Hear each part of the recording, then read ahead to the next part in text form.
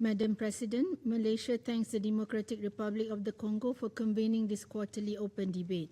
We also thank Mr. Alak Barov for his comprehensive briefing. We align ourselves with the statements of the OIC and NAM.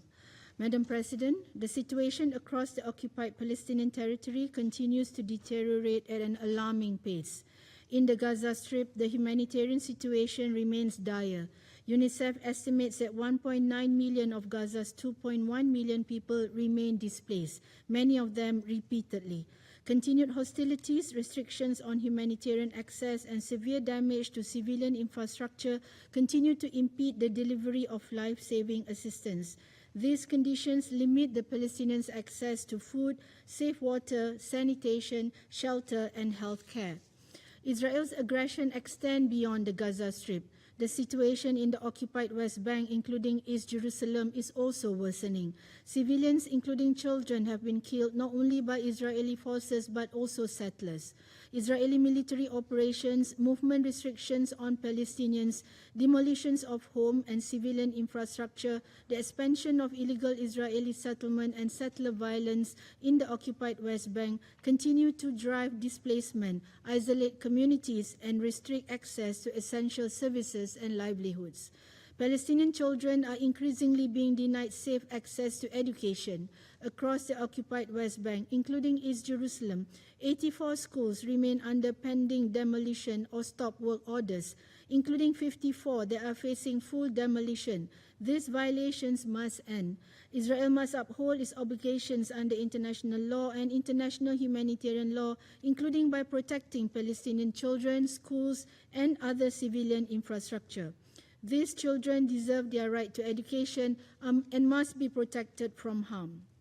Madam President, Malaysia reaffirms the indispensable role of UNRWA. The International Court of Justice Advisory Opinion of 22nd October 2025 and General Assembly Resolution 80/116 clearly call upon Israel to facilitate humanitarian relief efforts undertaken by UN entities, including UNRWA, for the civilian population without obstruction.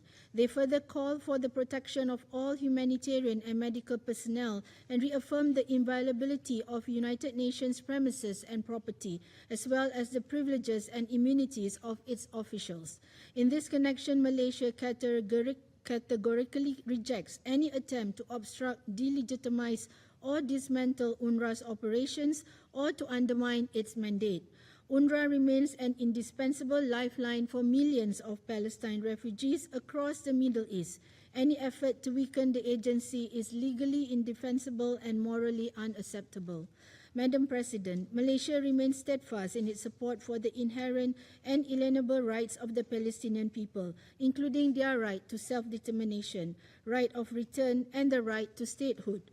Malaysia reiterates its unwavering and principled support for the establishment of an independent and sovereign state of Palestine based on the pre-1967 borders with East Jerusalem as its capital. We recall the New York Declaration adopted by an overwhelming majority of member states, Malaysia among them. The declaration demonstrates the international community's collective commitment to translate the inalienable rights of the Palestinian people into concrete political action and to advance a credible and irreversible pathway towards Palestinian statehood. Madam President, to conclude, accountability for Israel's unlawful actions against the Palestinian people must remain a priority. Accountability is the foundation of justice, a safeguard against the repetition of atrocities, and a necessary condition for a just and lasting peace. This Council must not allow the sufferings of the Palestinian people to remain unanswered, nor their lives to be reduced to statistics. It must act with courage and consistency to uphold international law and to bring impunity to an end. The Palestinian people deserve justice, dignity, and freedom. Thank you.